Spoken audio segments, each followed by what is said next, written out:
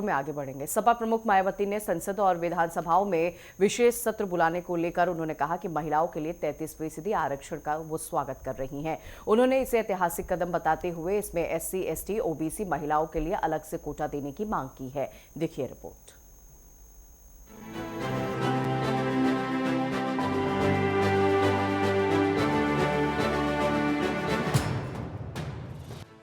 लखनऊ में अपने आवास पर जब बसपा सुप्रीमो मायावती मीडिया के सामने आई तो उनके हाथ में सिर्फ एक बिल का समर्थन नहीं बल्कि बहुजन समाज की महिलाओं के लिए हक का घोषणा पत्र था।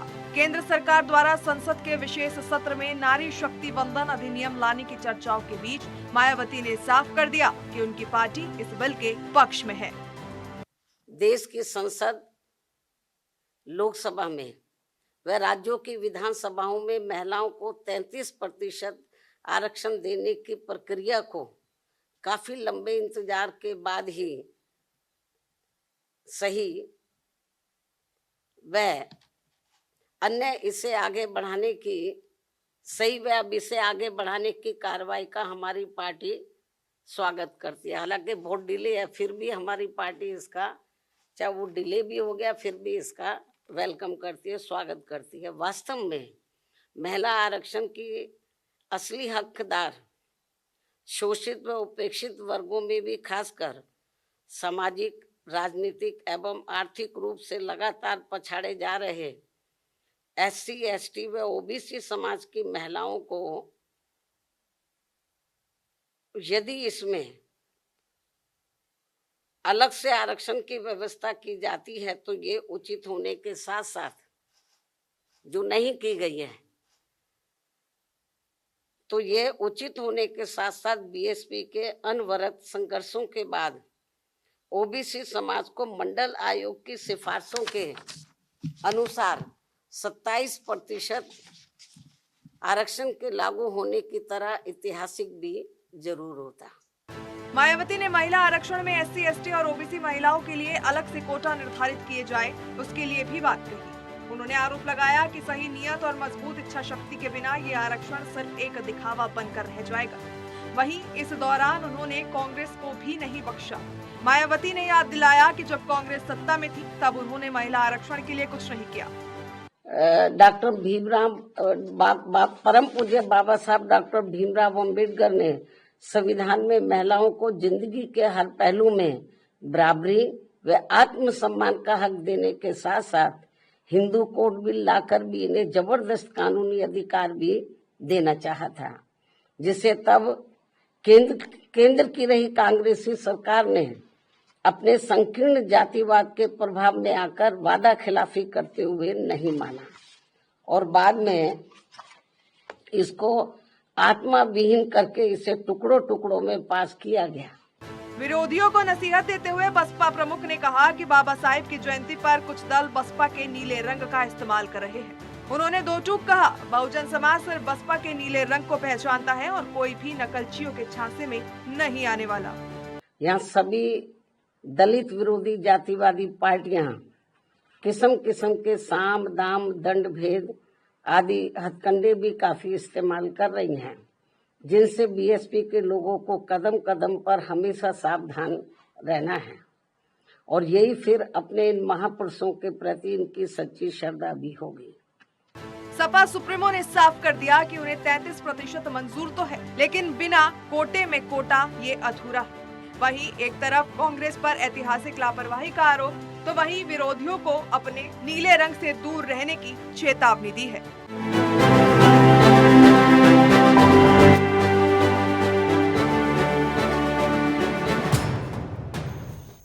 और इस खबर पर ज्यादा जानकारी लिए हुए स्टेट हेड राघवेंद्र प्रताप सिंह हमारे साथ जुड़ गए हैं। राघवेंद्र जी, अब इससे पहले सबकी नजर इसी पर टिकी थी कि मायावती जो है कब इसका समर्थन करेंगे। अब उन्होंने कह दिया कि महिलाओं के लिए 33% आरक्षण का वो वेलकम करती हैं, स्वागत करती हैं।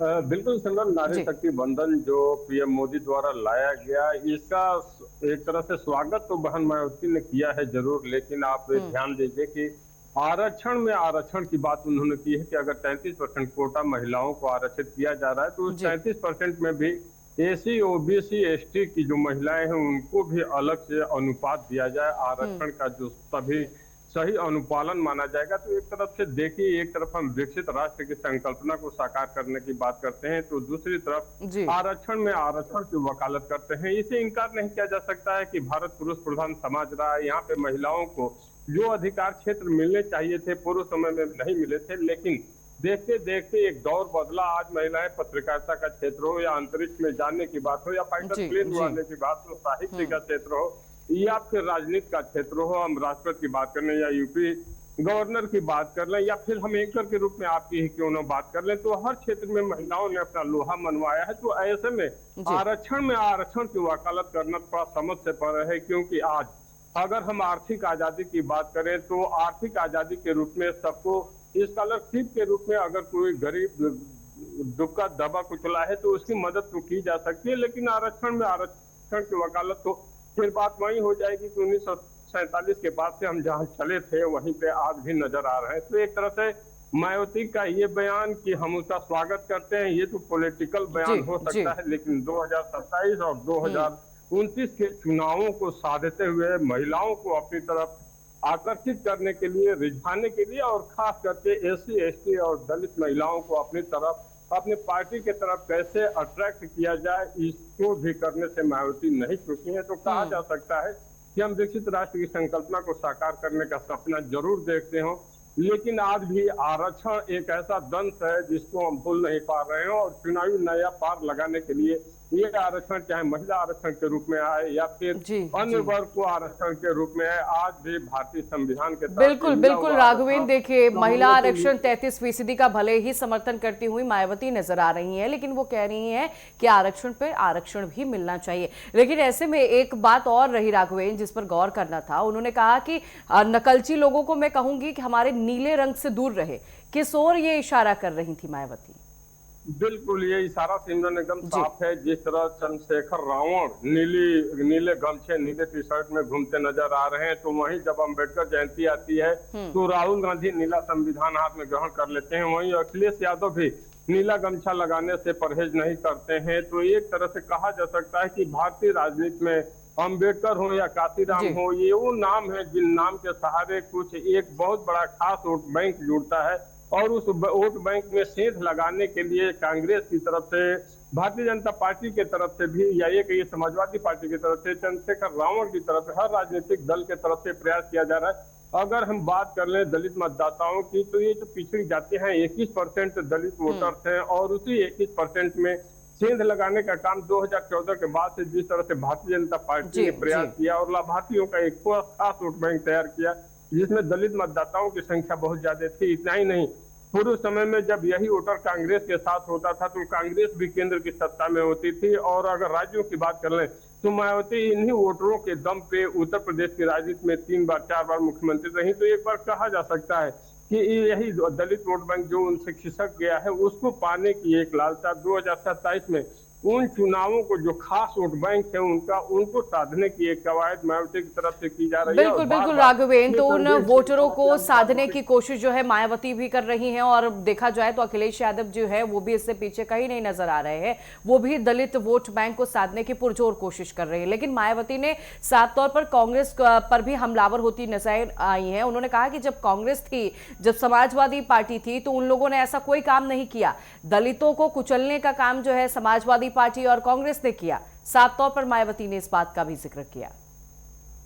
बिल्कुल सिमरन, इसे इनकार भी नहीं किया जा सकता है कि केंद्र में बैठी सत्ताएं 1947 से बाद से, अगर दलितों की बात कर लें, महिलाओं की बात कर लें, पिछड़ी जातियों की बात कर लें, अगर इनके उत्थान के लिए सही ढंग से काम किया गया होता, संविधान सम्मत काम किया गया होता, तो आज आरक्षण की वकालत नहीं करनी पड़ती, बल्कि केवल चर्चा ये होती कि किस वर्ग से कितने % जो जनसंख्या है, जो आबादी है, महिलाओं की आबादी कितनी प्रशासनिक सेवा में है, कितनी पत्रकारिता क्षेत्र में है, कितनी पॉलिटिक्स में। लेकिन अब जो समय बीत गया वो बीत गया, लेकिन वर्तमान में अगर नारी शक्ति बंधन आया है तो इसका तो स्वागत होना चाहिए, और सारे राजनीतिक दल लगभग स्वागत कर भी रहे हैं। लेकिन मायावती की जो चिंता है कि ऐसा न हो कि जो महिला वोटर्स हैं वो सभी वोटर्स बीजेपी की तरफ खिसक जाएं, इसीलिए उन्होंने आरक्षण में आरक्षण की वकालत कर दी। इसी बहाने SC ST दलित मतदाताओं को, जो खास करके महिला मतदाता हैं, उनको रिझाने से कहीं भी वो चूकी नहीं है, और राजनीति को सेफ करने के लिए 2027 यूपी को सुरक्षित करने के लिए पिछड़े दलित मतदाताओं को अपनी तरफ रिझाने के लिए लगातार उनका प्रयास देखने को मिल रहा है, जो नारी शक्ति बंधन कार्यक्रम में भी देखने को मिला है। बिल्कुल राघवेंद्र, नारी शक्ति वंदन अधिनियम बिल पर चर्चा तो देखिए कल से 3 दिन का विशेष सत्र जो है वो भी सदन में चलेगा। अमूमन हर पार्टी जो है इसका समर्थन कर रही है, लेकिन बात अगर मायावती की जाए तो उन्होंने कहा हम वेलकम तो जरूर करते हैं, लेकिन इसमें देरी हुई। इससे पहले ही महिलाओं को आरक्षण देना था, क्योंकि महिलाएं जो है हर क्षेत्र में आगे हैं। चूंकि आप भी जिक्र कर रहे हैं SC ST वर्ग को साधने की कोशिश जो है मायावती कर रही है, वो कह रही है उन्हें 33% से ज्यादा आरक्षण मिलना चाहिए। बिल्कुल, जिस तरह से राजनीतिक दल आरक्षण की बात करते हैं, 33% महिला आरक्षण की बात कर लें या 50% से ऊपर जिस तरह से कोटा बन रहा है, अगर आरक्षण और चुनाव जीतने की मंशा राजनीतिक दलों में ऐसी रही तो वो समय दूर नहीं है। सिमरन की सामान्य वर्ग का जो अभ्यर्थी होगा, खास करके जो लड़के होंगे, पुरुष होगा, उनके लिए सरकारी नौकरियां दुभर हो जाएंगी। इतना ही नहीं, पॉलिटिक्स में भी, राजनीति के क्षेत्र में भी अपने किस्मत को आजमा तो सकते हैं, लेकिन वो कहीं ऊंचे जगहों पे पहुंच जाएं, ये बहुत दुरूह काम हो जाएगा। तो एक तरह से कहा जा सकता है कि प्रतिभा ज्यादा महत्वपूर्ण है और प्रतिभा के अनुसार ही लोगों की आर्थिक मदद तो आप करिए। जिस तरह के तमाम समाज कल्याण के तहत या अन्य स्कॉलरशिप दी जाती है, आर्थिक रूप से कमजोर सभी वर्ग के छात्र छात्राओं को मदद सरकार द्वारा दी जा रही है। ऐसे में आरक्षण की वकालत करना और आरक्षण की भी वकालत करना सिर्फ चुनाव जीतने का एक प्रोपगंडा हो सकता है, क्योंकि इन्हीं आरक्षण के माध्यम से सरकारें अपने खास वोट बैंक को आकर्षित करती हैं और चुनावी नैया पार करती हैं। अब जिस तरह से मायावती का ही बयान आ रहा है, एक तरह से कहा जा सकता है कि अपने खोए जनाधार को प्राप्त करने के रूप में इस मुद्दे को भी अपना एक बहुमूल्य मुद्दा मान रहे हैं कि इसी बहाने ही सही, लेकिन दलित, पिछड़े, अल्पसंख्यक जो भी महिलाएं हैं उनको हम अट्रैक्ट करने में सफल रहे। इसीलिए नारी शक्ति बंधन अधिनियम में भी महिला आरक्षण में भी आरक्षण की वकालत उन्होंने की है। बिल्कुल, ये वकालत करती हुई नजर आई मायावती, और 2027 के चुनाव को देखते हुए भी उनका एक एक शब्द जो है वो काफी गंभीरता से लोगों ने लिया है। ऐसे में राघवेंद्र, अगर बात समाजवादी पार्टी की जाए या कांग्रेस की बात की जाए, भले ही विशेष सत्र का आगाज कल से हो जाएगा, लेकिन अभी तक पार्टियों में से कोई भी नेता उनका अभी तक खुलकर सामने नहीं आया जिसने कहा हो कि महिला आरक्षण को हम भी समर्थन करते हैं।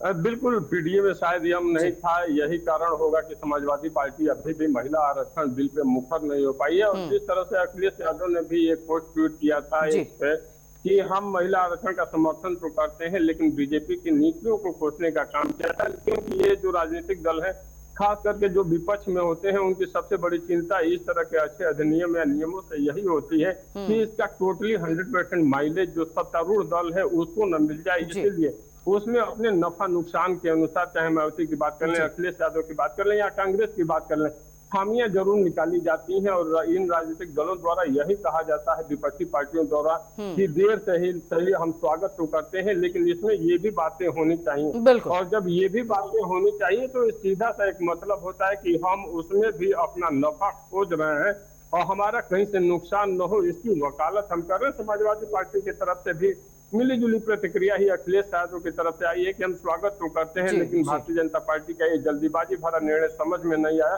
क्योंकि अखिलेश यादव भी जानते हैं कि खास करके उत्तर प्रदेश में 2027 में यूपी विधानसभा का चुनाव होना है। महिलाओं की एक बहुत बड़ी आबादी। बिल्कुल राघवेंद्र, हमने देखा, चाहे देखिए बिहार चुनाव में हो या फिर दिल्ली चुनाव में हो, किस तरह बीजेपी ने महिलाओं पर दांव खेला और भारी बहुमत के साथ बीजेपी ने सरकार भी इन राज्यों में बनाया है। अब 27 में चुनाव है, महिला आरक्षण के जरिए भी एक बड़ा संदेश देने की कोशिश जो है बीजेपी द्वारा किया जा रहा है। बहरहाल बहुत शुक्रिया राघवेंद्र आपका जानकारी देने के लिए।